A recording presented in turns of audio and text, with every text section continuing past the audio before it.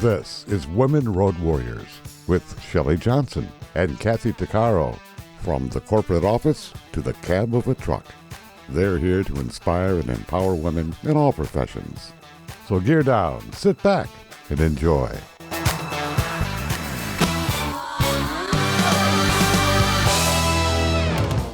Welcome. We're an award-winning show dedicated to empowering women in every profession through inspiring stories and expert insights. No topics off limits on our show. We power women on the road to success with expert and celebrity interviews and information you need. I'm Shelley. And I'm Kathy. Carol Murray survived a catastrophic skydiving accident, falling over a half a mile from the sky after both her main and backup parachutes failed. The impact left her with devastating injuries and years of painful recovery. But what's remarkable isn't just that she survived. It's who she chose to become afterward. Today, Carol is known as the Resilience Architect, a keynote speaker who helps people and organizations navigate adversity, lead under pressure, and perform at their best when it matters most. Her 3 pillars of resilience are community, values, and perspective. With a career that spans leadership, fundraising, and mission-driven work, she's raised millions for important causes. And she now shares hard-earned lessons on resilience, perspective, and the power of facing life's toughest moments head-on. She went on to build a career raising over $50 million for medical research, social services, and community organizations. She works closely with teams, leaders, and frontline staff across North America. Carol doesn't just talk about resilience, she lives it. From life-threatening trauma to becoming a voice of strength and transformation, her story is going to challenge how you think about fear, survival, and what it truly means to rise. Kathy and I can't wait to talk to her. Welcome, Carol. Thank you so much for being on our show. Thank you very much for having me. I'm very excited to be here. Yes, welcome. Oh my gosh. Wow, what a story. You're amazing, Carol. Wow. I can't even imagine. And I know that our listeners are going to we want to learn more. You've got so much to share, and you're so blessed to be alive after this No kidding. experience. Oh my goodness. It was featured recently in the Toronto Star. From what I was reading, this was your first ever skydive, and you already knew and felt something wasn't right before you even decided to go up in the plane. Is that correct?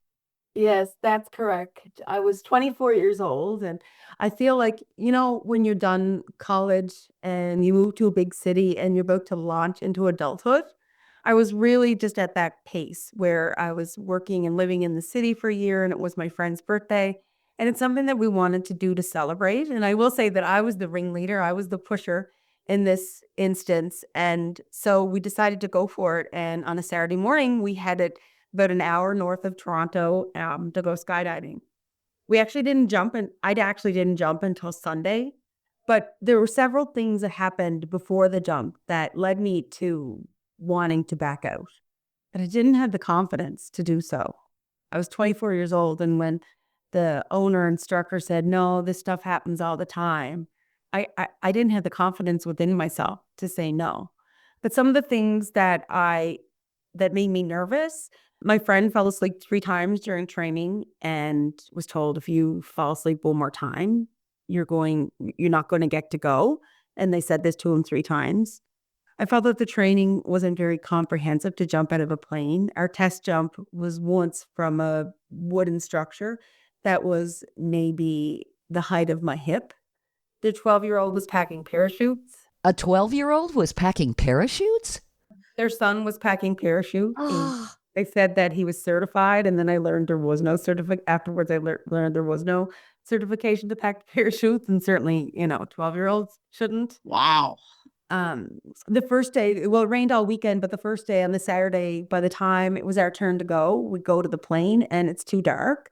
And the owner instructor, she tried to encourage the pilot to go up for one more time, but he was very firm that no, we're not going. It's too late. And before I continue, I want to say that I don't think that the people that owned the skydiving school wanted anything bad to happen. I think they were really good people running a business, and that these things happen, and that we got to learn from them and grow on. But I have no problem pointing out the concerns that I have, because we can all learn from them, and I bet you they have too. Yeah. And then the second day, so we went home, we come back the next day, and we went up with a plane in the morning, and we were trying to get to 3,200 feet, and we were at 2,200-ish. And the pilot said, we can't go any further. It's too cloudy. And she was kind of pushing the pilot to go higher because she really wanted to drop us. So then we had to land in the plane. So the skydiving drop zone, the plane place, the airport, was about, I don't know, a few miles from the skydiving school, and we had to take a van to get there. And on the way back in the van, I said, I'm not going to do this. Like, these are signs. I'm not supposed to do this. And she convinced me to go. And I always wondered what was involved in her saying that. Was it the fact that if they gave me a chance to go and I backed out, I do not get my money back?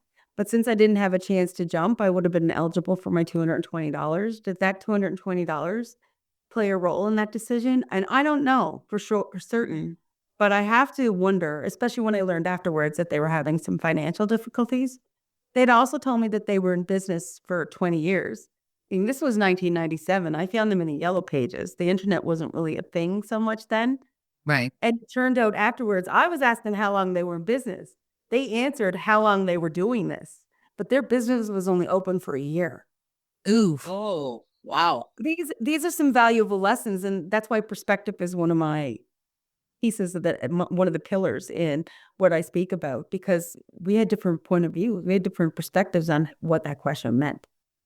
And there was a few other things. It turned out risk and consequences is a big piece of it too. And certainly, Kathy, you're working in the oil fields. You know all about this.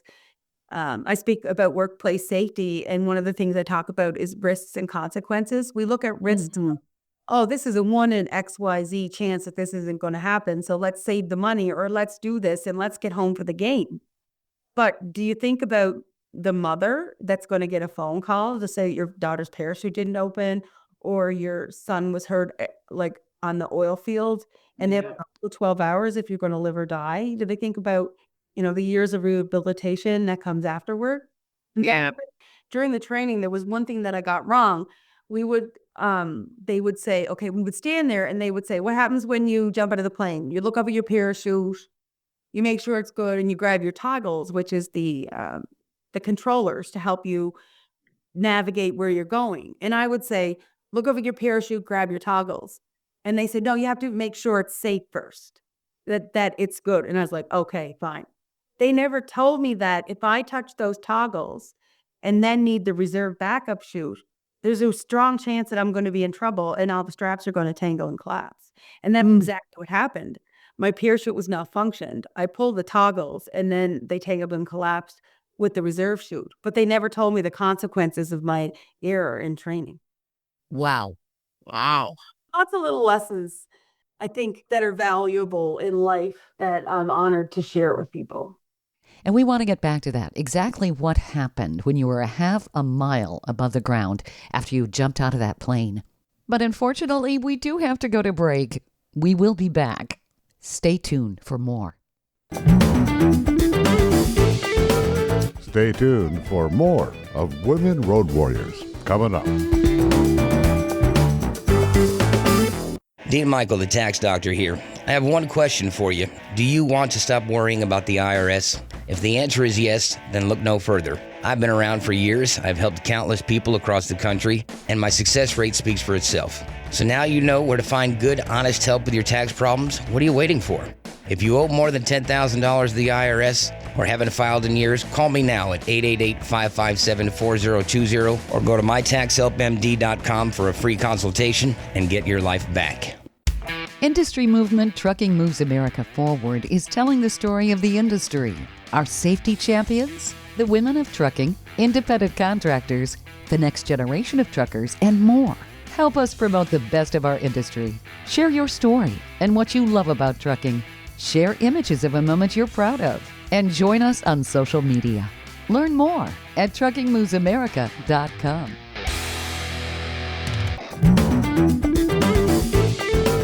Welcome back to Women Road Warriors with Shelley Johnson and Kathy Tuccaro. If you're enjoying this informative episode of Women Road Warriors, I wanted to mention Kathy and I explore all kinds of topics that will power you on the road to success. We feature a lot of expert interviews. Plus, we feature celebrities and women who've been trailblazers. Please check out our podcast at womenroadwarriors.com and click on our episodes page. We're also available wherever you listen to podcasts, on all the major podcast channels like Spotify, Apple, YouTube, Amazon Music, Audible, you name it. Check us out and bookmark our podcast. Also, don't forget to follow us on social media. We're on Twitter, Facebook, Instagram, Pinterest, LinkedIn, YouTube, and other sites. And tell others about us. We want to help as many women as possible. If you're just joining us, you picked a powerful moment to tune in. We're here with Carol Murray. She's someone whose story quite literally redefined survival. Imagine falling over a half a mile from the sky out of an airplane, both parachutes failing, and somehow, against all odds, living to tell that story, and to survive multiple surgeries and a very difficult comeback. But what's even more compelling is what Carol did after that moment. Today she's known as the Resilience Architect, helping people and organizations perform under pressure and navigate adversity with clarity and strength. Carol, I want to dive deeper into that transformation because surviving's one thing, but rebuilding a life, a mindset, and a mission after something like that, that's something else entirely. Before we do that, though, in our last segment, we left off with what happened before you made that fateful jump. So you jumped out of the plane, and for those who've never jumped out of a plane, which I would say that's the vast majority of people, I've never ever thought I wanted to ever jump out of a perfectly good plane at all. No, thank you. So, I mean, that takes courage in and of itself, Carol. You jumped out of the plane. How far down was it that you were supposed to pull your parachute? So I will tell you that I don't remember jumping, but I didn't have to pull the main parachute. They have a system that it takes care of itself. So Okay. some parachute companies use static lines. There was something else. It was just like a smaller parachute that was attached to the main one, maybe the size of remember those little toy soldiers that had the parachutes on them when we were little kids? Yeah. So about that size, and the wind picks that up, and the drag from the wind opens the parachute. Okay. So I don't remember that. I just remembered that I was falling and that something was wrong. Like it just didn't feel right. The wind was everywhere, and I remember feeling panicked. And I wore a one-way radio, so I could hear my instructor on the ground, but they couldn't hear me. And the sign for pull your reserve chute is look, thumb, pull. So you look to your left and your shoulder, and you grab the strap with your thumb and you pull it. So he said, look, thumb, pull. And I was pulling it, nothing happened. And he was screaming louder, look, thumb, pull, look, thumb, pull. And I have a video of the accident. I think it was the same 12-year-old boy that was packing parachute that used my sister's camcorder to video it. And he was screaming it more on the ground. So when I watch it, I remember hearing that from above. And I just remember feeling my body relaxing and fainting. And I thought to myself, oh God, I'm going to die. But the reports have people reporting that they could hear me screaming to the ground. I landed in an elderly woman's front yard, about a kilometer up from the base of the skydiving school, or maybe half a kilometer. So I fell about 3,200 feet, which is a kilometer. For a reference, that's 2 CN towers. So the height of 2 CN towers, the top of the 2 CN of the CN tower. I hit the ground at 90 kilometers an hour, and part of my body went 3.5 feet. Oh my God. Sorry. I had a visual there. Oh my God. That's horrible. So part of your body went 3.5 feet into the ground. Wow. Yeah, that's a fair reaction. But I'd like to, I'm a pretty positive thinker. An elderly woman was sitting on her step having tea, so I say I dropped in for tea. Oh, geez. Oh my gosh. Literally. It's one way of looking at it, but Yeah. literally dropped in. That's, oh my God. I feel really blessed because 2 feet any other way, I don't think I would have made it because there was a paved driveway, there was a brick house, there was a big thick tree. Yeah. I just feel it's hard to accept or wonder, could it all be physics, but also wonder if there's a greater purpose or it just wasn't time. Mm-hmm. Right. Divine intervention in a sense that you don't think that, okay, well, how is that divine intervention if if I had so many surgeries? But I firmly believe there's a reason for everything. And you're right about all the lessons learned along the way for everyone involved. But still, that's an awful way. Whoa. Oh, yeah. Oh, my goodness. I mean, I'm reading here you had a broken pelvis, multiple broken ribs, both of your legs were severely fractured, one compound fracture, punctured lung, and a concussion, and you had to have 26 surgeries. I mean, oh my. And I probably need another one soon. I need a new hip, but I have to lose a little weight. If I lose some weight, I can delay the hip, which is great. I have been losing, but I have more to lose. So the biggest problem was my right femur, my thigh bone. So that was a compound fracture, and that means it came right out of the leg and it dug right into the ground. So there was little bug dirt in there, and it was a raging infection. So every second day, I would go to the OR for something called irrigation to clean it. And I didn't know right away because my family wanted me to remain positive, and they're really positive. The support network I had is really unreal. But talks of the amputation were happening, and it would have been the amputation at the hip. So I wouldn't have even really had much of a stump. So it sounds really bizarre, but I had 16 centimeters. What's that? That's about 5 inches, maybe. I don't know. I don't know the math as well as I should. I had 16 centimeters, like a small half of a small ruler, I had 16 centimeters of my right femur removed, and I grew back 14 centimeters. Oh, okay. Wow. Wow. Yeah. So it was really painful. I had external fixators, which are like huge, big rings on the outside of my legs, and pins, big, huge pins as thick as my index finger. And I had to move the contraption to support the bone growth, and pins are slicing through my leg, and I had to do this every day. The first external fixator didn't work, and then they didn't know what they were going to do, but I was lucky enough that there was a fellow there from a children's hospital, and they were using a different external fixator that was more solid and supportive, so I used that one, and it worked. So my accident was in September, and the external fixator came off in June. Wow. So I wasn't aware that bone could grow like that. Did they have to give you something to make the bone do that, or? No. So I did find a video that shows it, that I share sometimes, but the best way I can describe it is, when someone breaks their bone, they set it and it fills in. So it's like one cell or microbe or whatever, one like little cell at a time, it fills in ... until the bone is rehealed. So it's basically based on that. So at the top, what they did was they took like about an inch of the bone at the top of the femur, and they broke it, the good stuff. And then that like 1 inch length piece of bone was connected to a pin.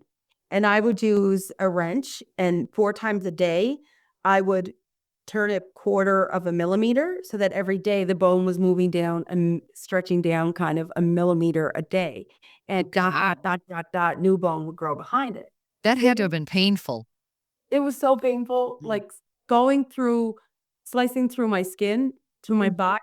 It was very painful, and I have the scars to prove it, which is fine. My scars are my honor badges. I don't know how many there are. There's so many and huge ones, but I love them. Those are your tattoos of valor. Yeah, my tattoos of valor. My big one is like fading over the years, although it's still quite prominent, but I'd be fine to have the original. Well, you said you had that from September. The accident happened in September, and you didn't have your external fixator removed till June? That's a long time. It is a long time. And what happened by about February or March-ish, I was experiencing I was in the rehab by then, almost ready to go home, like the physical rehab. And so I had to be brought into the hospital. And what happened was, so new bone was supposed to grow as I moved the bone down, that space. But the big empty space that I was moving down towards, new bone was growing there too. And they hadn't seen it before because no one had ever done such a big space of bone to try to regrow again. So when I was moving it down for a couple of weeks while I was having that pain, is because I was crushing the new bone that was being developed. Wow. Stay tuned for more of Women Road Warriors coming up. Industry movement Trucking Moves America Forward is telling the story of the industry. Our safety champions, the women of trucking, independent contractors, the next generation of truckers, and more. Help us promote the best of our industry. Share your story and what you love about trucking. Share images of a moment you're proud of. And join us on social media. Learn more at truckingmovesamerica.com.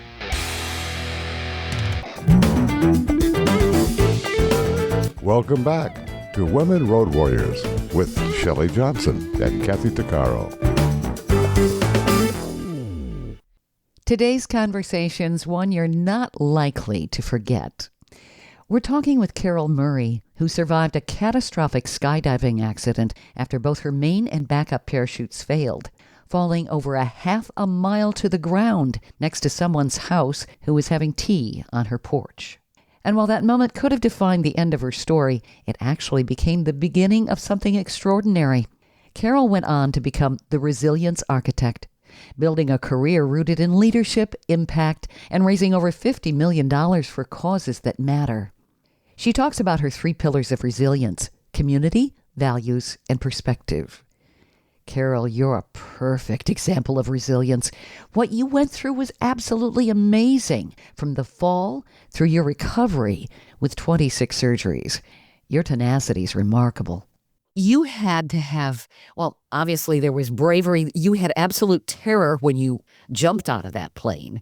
You had to have absolute fear going through the rehabilitation process because you had setbacks with MRSA infections and everything else and constant pain. It took so much courage for you to just go on from day to day. The first few months were a nightmare. Like, the hospital was harder than the fall. Absolutely. It was nightmarish what I experienced, I would say. And I'm so thankful for healthcare in Canada, and I'm so thankful for the doctors and nurses in my family. But that's why I'm the resilience architect. I come from a very resilient family. It starts with my mother. My mother was 17 when her mother died, and she was the oldest of 10, and her mother died of cancer, and she raised them all. So I have like an amazing network. We've had hard times like we all had growing up, and we got through them, and we're just resilience. And, the last year when I was developing my speeches and I talk about values for teams and workplace, and my friend came up with the brand of resilience architect, and it's really true. And that's what I speak about. And when I looked back of why I am so resilient, that's kind of what my 3 pillars about resilience are.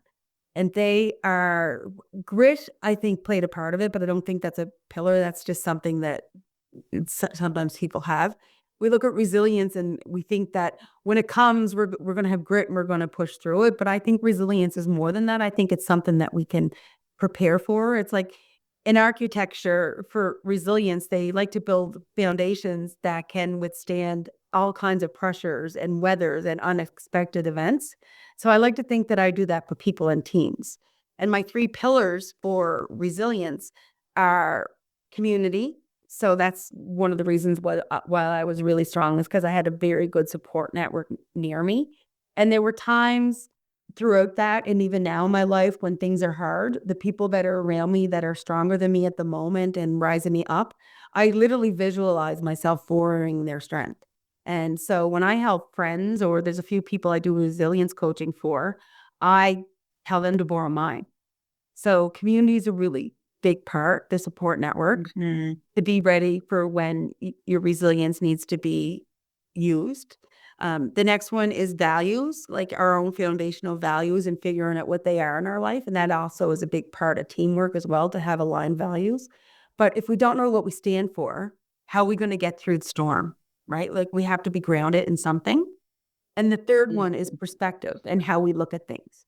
I spent the first 20 years, like immediately after my accident, and then all the years just being positive. And while it served me well at the time, I never took the time to go through the emotions and think about look at the perspective of the girl that was lost. So at the 20-year point, I had a bit of a crash emotionally, and I took the time to grieve who I might have lost and celebrate the woman that I've become. And I realized that perspective was really better than just being positive, but to find true narratives and focus on those. So, like, I know perspective is powerful for a lot of people, but for me, I use as a very simple example. I wasn't able to have children because of this, and that was really hard. So I could either focus on, oh, poor me, I can't have children, or I could find the perspective that you know what, I can be the best auntie that I can be, not just to my siblings' children, but to as many children as possible. So I'll go to the mall and there'll be like a 30-year-old man saying, "Hey, Auntie Carol." And like when their niece, which they were in elementary school with my niece. So the 3 pillars, and that's that's where the resilience come from. Because when I look back at those days in the hospital and getting through it all, and all these years afterwards, and chronic pain, and raising money for charity sometimes isn't easy, but it's always rewarding. Those are the things that ground it for me for resilience. That's important. Do you think that if this accident had not happened, you would have not gone in the direction you have? I think I would have found philanthropy as a career choice. I loved business, but I wanted to help people. So I think I would have found it. I really do. So I'm lucky. I mean, I'm living my dream now and doing public speaking and sharing my story and sharing the lessons that I learned along the way. But I'm also lucky, and I think I'm able to do that is because I've spent my career the last 25 years in my passion, fundraising and nonprofit leadership and management. It's in my soul. It's what I love, and I do think I would have found that. Your message is so powerful, and I think most people just kind of stop. What happened to you? That gets people's attention right now. And when you talk about resilience and everything you had to go through, that's a testament to resilience. It's a powerful word, but it is hard for people to grasp it. When we go through life's challenges, sometimes we just want to give up. And what you're helping people to do is see that ray of sunshine or some light at the end of the tunnel and how to get there. It's like I've had a neck sprain for the last 3 weeks, and I don't think I'll ever complain again. Oh, no, I don't believe that either. I'm like, oh my gosh. I'm like, oh my Lord.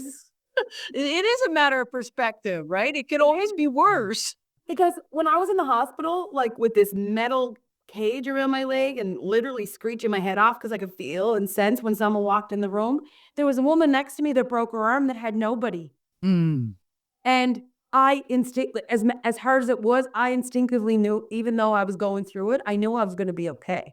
But I worried about her. So it's like, it's all relative to what people are saying. So I'll meet people, "Oh, I broke my leg. I'm not going to complain." I'm like, "No, but how does it affect your life? How are you doing?" Right? Because, and we all have our own individual circumstances and our own, the way that things affect us in our life. And everybody's has value. And it's human to recognize when people in our situations that we have empathy for. So I appreciate that you said that, but I just want people to know, just because mine is so sensational, that doesn't minimize what other people are going through. Sure. Yeah. It's all a matter of personal experience and what's going on in your life. But when you talk about your pillars for resilience, community, that is so important. And I think that we forget about that. I'm not sure everyone is as supportive as they should be when they're needed, And that also links to values. So I've had instances, like my values certainly did not align with the people at the parachuting school that day. But me and my values with my family and with the healthcare workers, they aligned. And, I've worked places where we all wanted the same outcome, but we thought there was different ways to get there. And it was a train wreck in one place that I worked because my values did not align with those of my team. But yet I'll work somewhere else and, everybody on the team is aligned. And it was like beautiful music, what we would make together and the impact that we have. So that's how you build communities, I think, is through those aligned values. I'm very lucky because my family that I was born into, they are all these things, and I get to live those every day. But I have friends who that's not the case. They don't necessarily connect with their family. So I also have chosen family members too. And a lot of that is because our values are aligned. Yeah. So through values, I think that we build these connections. And when we make new friends or when we meet new people, if our values are aligned, then we can build those stronger connections. We need other people. We can't do it alone. No man is an island, as they used to say. Well, no woman is an island either. Nope. Nobody does it alone. No. They don't. Stay tuned for more of Women Road Warriors coming up. industry movement Trucking Moves America Forward is telling the story of the industry. Our safety champions, the women of trucking, independent contractors, the next generation of truckers, and more. Help us promote the best of our industry. Share your story and what you love about trucking. Share images of a moment you're proud of. And join us on social media. Learn more at truckingmovesamerica.com.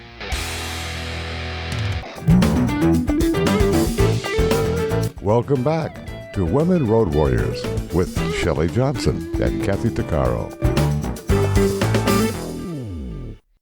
We're in the middle of a truly inspiring conversation with Carol Murray. Her story starts with an unthinkable moment, a fall of over a half a mile when both of her parachutes failed. For many people, that would have been it. But that's when her next chapter began. Carol transformed that experience into a life of impact, becoming a sought-after speaker and what she calls the resilience architect. She guides others through adversity and helps them show up at their absolute best when it matters most. Carol, you've worked with leaders and teams and organizations across North America, raising millions of dollars and creating real change. You've been such a positive influence, spreading hope to so many people. You teach so many really important things of transformation and purpose. I was reading on your website, in workplaces, failure doesn't look like a falling parachute. It looks like burnout, miscommunication, and decisions that impact lives. That makes so much sense. So, I mean, you're bringing your message into the workplace to make it better, more powerful, make people resilient, and ultimately they're more productive too. So, I mean, it's all a continuum, right? Yeah, I think so. And even to hear you say that, like I'm humble, and it's hard for me to even still see myself that way. But I'm working on it. We're all a work in progress, and I think other people have learned different similar things, and they also teach similar things. But to be honest, my story is an anchor, right? My story is so sensational that people will remember it. So I feel like when I've done follow-up, like I've done some resilience workshops last summer, and when I followed up at the 6-month mark, they said, we've done training before, and if we think about it, they're like, oh yeah, that person. But they said, over the months we've come over some things, and we're trying to use the tools that you mentioned. They're like, oh yeah, Carol, the girl that went skydiving. This is what she said. This is where this is relevant here. So I think the fact that I have an anchor story makes it more memorable, and that people are more likely to put it into action when it's someone that's lived it, not just in the workplace, but in their regular life. And just a story that's memorable. It just brews more at the top of their mind. Well, your story is the exclamation point. It puts everything top of mind. It gets people's attention right away, which sometimes you have to do that. Hey, I need your attention here. And people will go, wow, we want to learn from this lady, because very few people can talk about this. I mean, I don't know what the survival rate is of falling out of the sky without a parachute, but I'm going to say not very big, like not very much. I asked AI recently last year, and the answer, so the accident happening was 1 in a million. Add to that, surviving would be 1 in a million. And then growing your femur back, they're like, we don't have any number for you. It's just miraculous. yeah. There's a reason why you survived, and you're sharing that with the rest of the world. And yes, I think maybe your story is there to get people's attention so they really listen to your message, Human beings don't listen well. It's like they have stuff in their ears. You need to clean out their ears. It's like, hello, are you listening, please? Or we listen to respond instead of listening to hear. True. Yeah. Very true. Yes. We're very bad active listeners. It isn't something that we're taught. We're more concerned with, I want to figure out how I'm going to respond to this so I sound really good. Yeah. Back in the workplace. Yeah. Well, in the workplace, you want to look good for your boss, right? You want to get that next promotion. You want to look good in front of your peers. Exactly. So you have credibility. And so they will go along with your plans. Absolutely. And I'm going to tell you, I am a lifelong learner. Like, I've lived experience and everything. I will tell you, there has been times in my career where I was probably the train wreck in the office that was just learning and growing and try to fit in. And that was I would say that there was one occasion where that was true. And I'm perfectly fine to say it. And part of it was because my values didn't align, but part of it was my own confidence level. Like, I would just open my mouth all the time because I wanted people to know that I was smart. But really, it wasn't helping me any. I didn't listen enough. My mother tells me that all the time. You talk too much. Oh, well, I remember being stuck in the hallway. I was running around the room and talking. And so I got stuck out in the hallway in 3rd grade for talking. I typically say I used to get in trouble for talking. Now I get paid for it, type of thing. I'm a fundraiser and I work with donors at all levels. So I literally get paid to go meet people and have conversations with them. Like, I can't. Yeah. But you're able to parlay that skill. And maybe that's not something you would have done had this not happened. You're able to rally everything and condense it into something that has got a lot of impact. And what you're teaching for people through all of the different organizations and individually, you're giving people strength and you're giving them a direction. I think a lot of it, we lack direction and we don't communicate well. I personally see a huge communication problem. Even though we have all the technology in the world, people don't communicate the way they should, No, I think it's worse now than before. Yeah. Yeah. Oh, absolutely. Yeah, it's definitely worse now than it was before. And if we don't communicate, how do we know what the other person's thinking? How do we know what direction we need to head? It's you have to have that's a huge part of the puzzle, and it's missing. So you're empowering people, and I think you're bringing back the humanity, maybe.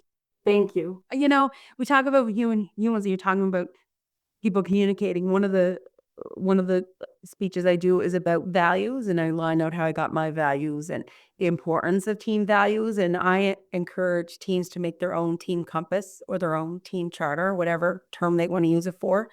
But organizations, they'll have values on a website somewhere that no one knows. But if teams build their values and they build a structure on how they're going to communicate with each other, which is just what you were talking about, is how we communicate, it'll be different. Like, I worked for a team and I was a subject matter expert, and their opinions would say, but you didn't do that, but you didn't do this, and why didn't you do that? And it was just kind of felt like an attack. And then I'm like, can we come at this with curiosity and say, can you help me understand why that decision is or why that is? You'll get the same understanding of learning, but when you phrase it as curiosity instead of an attack, it changes. So that's why I think it's important to have the values and have conversations about how we're going to communicate with each other and how we're going to phrase things. Because the people that were berating me with questions, I don't think they realized that they were doing that. But once we said, we're going to come at things with curiosity instead, it totally changed how the team communicated with one another. It's not adversarial. I think people are always on the muscle. Or they maybe it didn't even sound adversarial, but to me, it felt like I needed to be defensive or vice versa. Yep. Well, it's our ego getting in the way. Yeah. I've been guilty. Well, I think we all have. I was going to say that. I think everyone is. Especially if we're insecure about something, we're going to be even more on the defensive, And everybody has their own insecurities. They may not talk about it, Yep. I mean, you look at these celebrities, they look absolutely perfect, but I bet you if you really talk to them, they've got a lot of insecurities. Probably more than you and I. Yes. The microscope that they're under, they can't even run out for a coffee without making it onto a tabloid. Very true. So I have a question. So what was the hardest thing in your recovery for you to overcome? So it took me 2.5 years to walk, like with a cane, to get rid of the crutches. And that was probably psychologically, it took me longer than I needed to, because I would look at I always remembered the x-ray where there was no bone there, and I just couldn't allow myself to do it. So that was hard. We didn't get into this as much, but the MRSA you spoke about earlier, Shelley, it's an infection I caught, and it's a super infection and it's resistant to mostly antibiotics. So that gave me incomycin at the time. That was the one that would work. And I was allergic to it and almost killed me. And I was getting ready, like I was preparing myself for death. Like I really believed that we were going to die. So that was really hard. But otherwise I took it all stride. But at the 20-year mark when I crashed and realized that I didn't allow myself to feel those emotions, I would say that that was a really hard time. And also when my boyfriend and I, we moved in with my sister for the first year and then we went out on our own and I was going to therapy and he was going to work and I was trying to like cook or tidy and it was really hard on crutches. That was, Oh, yeah. but otherwise, choose your hard. Just So what about faith?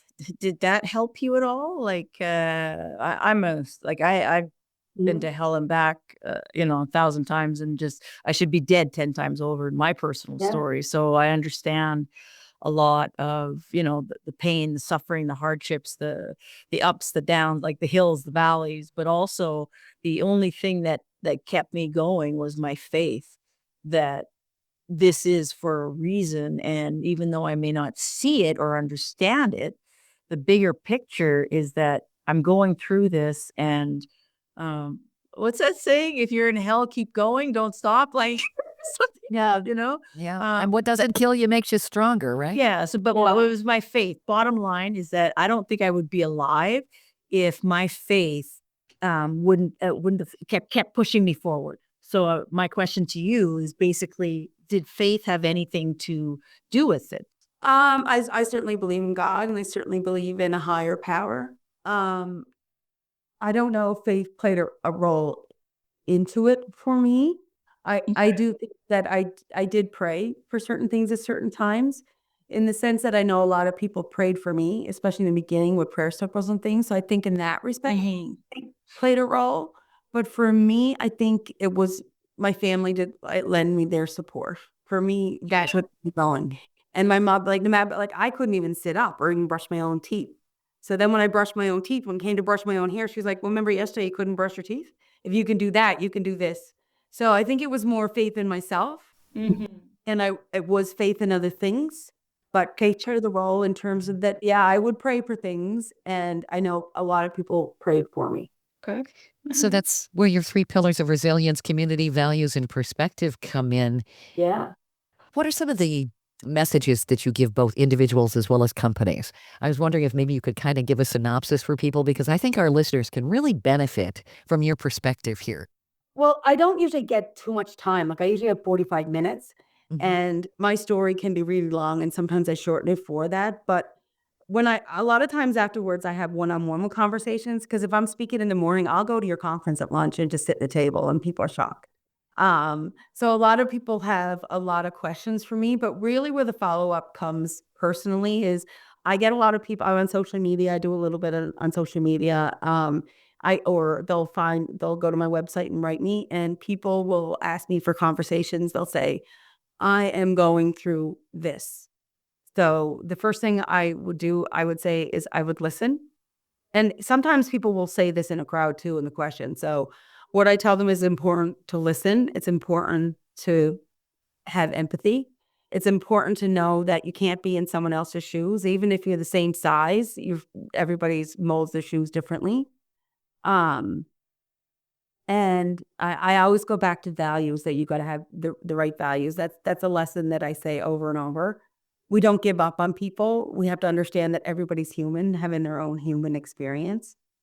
And then from that, the individual conversations and what I say to people, it really depends on their situation. But I encourage them to go to their support networks and I encourage them to look at different perspectives on things. And I encourage them to look into mindset. I think mindset is a really important thing here. If you want to, if you want to have values that work for you, if you want to have, if you want to have community that's going to work for you, all of it goes back to mindset and that your mindset has to be a positive place. If you're putting garbage in your mind, that's what's going to stay there. But if you fill it with good things and good people, then that's what's going to have you there. And that's what's going to make you stronger to use the tools that I mentioned. I'm nodding my head. All of this is. Yeah. Yeah. I'm not a therapist. I'm just a girl, well, a woman at 52 years old who shares her life experience and what she learned from that. You have more sage and wisdom than somebody over 100 years old, I think. Oh, You thank you. know, seriously. Yeah. And you're bringing people back to the humanity that they're supposed to embrace. And certainly the sense of community and compassion and empathy. We are so lacking in empathy today. Yes, exactly. You know, like what is that movie? Was it a movie Mean Girls or something? I mean, there's a lot of that. It's like, wow. Mm. I mean, North America has a huge homeless problems. And, some people panhandle on the street, like at a stoplight. And when you know that there's an empathy probably in your community when no one's even smiling and wishing them a good day. They just like look straight because they don't want to look at them in the face. Like I always keep change in my car for that purpose to give someone enough for a coffee or whatever. But if I don't have change, I always roll down my window and say, hello, I hope you're having a great day. Yeah. That's an empathy sign for me right I'll give out water, or if I have a granola bar or anything that I have. Hey, are you thirsty? Here, I always carry extra water. And in winter, I always carry extra gloves. So when I'm stopped there, I always give them gloves. That's excellent. You know, I think a lot of times too, people have fear. They don't want to necessarily see somebody who's homeless because in many cases, and I've heard this stat, that the vast majority of a lot of people are 1 month away from being homeless financially. So, I mean, that's something they don't want to see, you know? Yeah, they don't want to put their own reality into focus, right? I mean, I worked at homeless shelters. So, I mean, it was going back a while ago, but earlier in my career. But I saw just that, like a lot of people automatically think people with mental health conditions and addiction illnesses.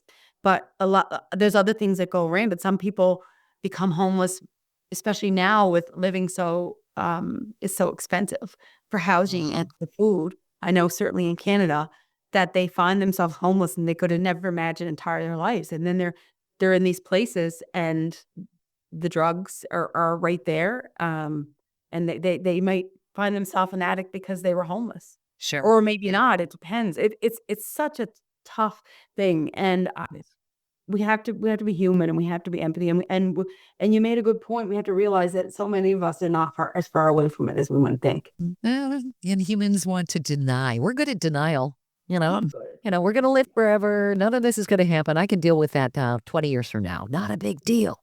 We're good at that. Really good at that. So, Carol, where can people reach out to you? Because you work with people individually. You do keynote speaking for businesses and nonprofits and all of that too. I would say that the best thing to do would be to go to my website, carolmurray.ca, because I'm Canadian, but I would certainly do things in the US. And there you can find my LinkedIn, my Instagram, my Facebook. I do some posting. Not very popular at it, but that's okay. The people that follow me seem to get a good amount out of it. And they can contact me there through the booking form. And they can say anything. It doesn't have to be for booking. And if you scroll down further on the website, you'll see like info@carolmurray.ca. And myself or my coordinator, Lisa, will get back to you. Probably me at some point, but Lisa usually figures out what it is that people want information for so I can be prepared when I respond. Excellent. As I see you also speak at women's leadership events. That's really, really powerful. Yes. They're one of my favorites. Carol, this has been such an honor having you. We understand that you're one of our regular listeners, so we're very honored to have you listening to us. Yes, thank you. Yes. Well, thank you for putting such positive content out there. I love to have, even if sometimes I can't pay attention because I'm at work, I like to have the positive stuff flowing in the background. Just have me full of positivity. Wonderful. Well, that's what we're trying to do. Positivity, but empowerment. And that's unifying. It is. There's so much divisiveness out there with all this negative junk. Oh my God. There's too much of it. And we're trying to turn the tables on that. I think you're doing a great job at that. Well, thank you, Carol. And so are you. Thank you. I'm amazed at you. I really am. Yep, me too. I appreciate it. Well, thank you, Carol. What is your website again in case nobody wrote that down? CarolMurray.ca. carolmurray.ca. Excellent. This has been terrific. Thank you for being on the show. Thank you for having me. I really enjoyed our time together. If you're getting value from our show, Women Road Warriors, be sure to hit follow on Apple Podcasts or Spotify or wherever you listen to podcasts so you don't miss out on what's coming next. We hope you've enjoyed this latest episode. And if you want to hear more episodes of Women Road Warriors or learn more about our show, be sure to check out womenroadwarriors.com. And please follow us on social media. And don't forget to subscribe to our podcast. On our website, we also have a selection of podcasts just for women. There are a series of podcasts from different podcasters. So if you're in the mood for women's podcasts, just click the Power Network tab on womenroadwarriors.com. You'll have a variety of shows to listen to anytime you want to. Podcasts made for women. Women Road Warriors is on all the major podcast channels like Apple, Spotify, Amazon, Audible, YouTube, and others. Check us out. And please follow us wherever you listen to podcasts. Thanks for listening. You've been listening to Women Road Warriors with Shelley Johnson and Kathy Tuccaro. If you want to be a guest on the show or have a topic or feedback, email us at sjohnson@womenroadwarriors.com.